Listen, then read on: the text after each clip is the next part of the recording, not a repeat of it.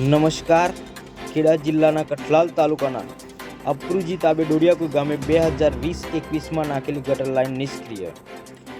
ડોડિયાકુઈ ગામમાં 2020-21માં દરમિયાન લાખો રૂપિયાના ખર્ચે ગટર લાઇન નાખવામાં આવી હતી. સરકારની યોજના પ્રમાણે આ લાઇન ગામનું ગંદુ પાણી એકત્ર કરી તેને યોગ્ય રીતે નિકાલ કરવા માટે બનાવવામાં આવી હતી, પરંતુ હકીકત કંઈક અલગ છે. ગટર લાઇન નખાઈને આજ સુધી ઉપયોગમાં આવી નથી.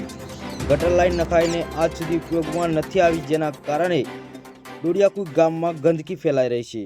જેના કારણે ગામમાં અનેક જગ્યાએ ગંદકી, દુર્ગંધ તથા રોગચાળાની સમસ્યા વધી રહી છે. ગામના લોકોનું કહેવું છે, પાઇપ તો નાખી દીધી પણ તેનો લાભ મળતો તો નથી. અધિકારી હાલ હજી સુધી તપાસ અંગે આવ્યા નથી. ગ્રામજનોની મુખ્ય માંગ એ છે કે ગટર લાઇનનું તાત્કાલિક નિરીક્ષણ કરવામાં આવે અને જ્યાં કનેક્શન નથી ત્યાં જોડાણ કરવામાં આવે.